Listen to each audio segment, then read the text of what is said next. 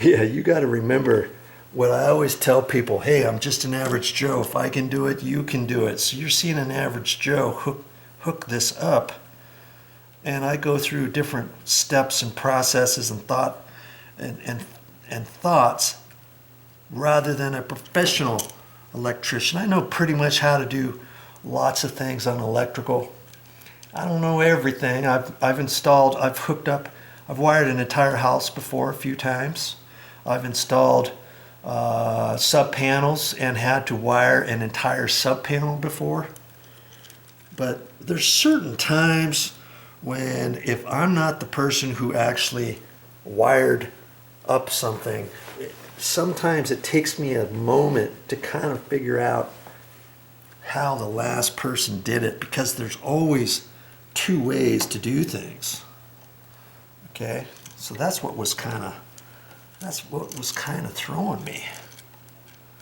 Okay, so these wires were pushed up just like how the old light switch was in here before, and I'm going to have to kind of see how to reposition these to try to get them back there as far as I can without getting my fingers grubby on the wall, let's say, and pushing these wires back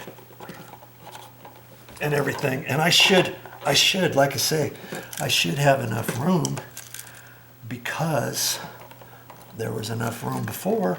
But see, there weren't any of these wire nuts before either, was there? So I've got to make sure I've got enough room for those on how I refinagle these wires. You see what I'm saying? Saying. So we gotta do those in such a fashion to where when I put that up there, I've got enough room to wonky these wires in there. And let's see, it's kind of snug. It's kind of snug, so it looks like I can do it. But on the ground wire, I'm going to grab my pliers, and I can pinch the ground wire and kind of push that back. I don't like doing that with regular wire that is not stripped, because you risk going through that possibly, you know. And so I'm thinking I might, I don't know, I think I can do it. I might have to relocate this wire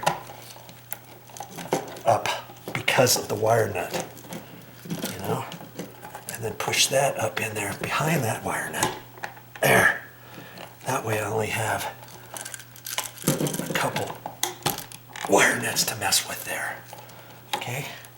Now, these are nice and flexible there. See? Nice and easy now, see? Okay? So now, I had those little cardboard things in there, washers, and so now I can put those on further. See, I don't like to let the screws stick out so far, because then I can't push it in nice and flat, like how I'm going to see if it screws in. I don't like to just hold it up to there and say, okay, yeah, it's going to go, and then try to ram it in with my screwdriver, or, oh, just get a battery operated power drill, power screwdriver, Joe. Ram those screws in there, it'll go. Yeah, but you got to remember, these screws are only going into a plastic box, first off. The screws are only so long, secondly. And if the threads could start ripping in there and twisting and not tightening up. Thirdly, fourthly,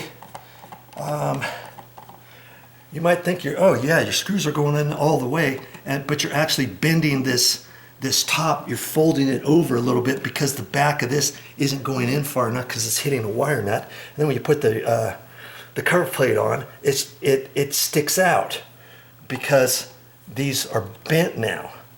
Lots of reasons why I use my screwdriver. And okay, yeah, fine. It takes me a couple minutes longer. Big wow.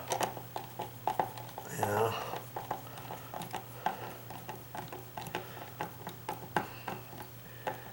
I can make sure I don't over tighten it and all that good stuff. Okay. At this point, I don't know what the gap is. This can be slid to the right or to the left, to the right, right or to the left. And I can line these up. I like to make this that the cover plate, once I put the cover on, you know, once I put the cover on, I stand back, and if it looks crooked this way or crooked that way, I know that I can adjust everything to make it nice and straight and make sure that the gap is nice. Even if it fits in here, sometimes it could be tight over here and a slight gap over here. You can check that too. There's all kinds of things you can check before you get done, okay? So I'll work on that and show you what it looks like when I'm done. I'm holding that up there. It looks nice now. The reveal is the same all the way. Once that gets tight, this looks straight and all that. So there's lots of adjustments you can do on there, okay? Remember that. Okay, I got it all buttoned back up. Looks like nobody was ever there. You know, and that's how you want it. There you go. That's how you want it to look when you're done. And speaking of getting done, remember I told you this three-way light switch was still good. I'm going to put this in my goodie bag with all my little incidentals, my wire nuts, my different wire and different things. I wrote three-way on it so I know. Put some masking tape around there. This is perfectly good. Whenever I need one, I got it all right there. Well, that's all I got for this time. But I'll be back with more videos. And if you didn't get your full of how to install a three-way dimmer, that's probably what I'm going to do next, is install that one down there. And I'll title it something slightly different from this one. And if you want to see that, oh, I got it turned off. I got the breaker turned off on that too. You want to see that, stick around.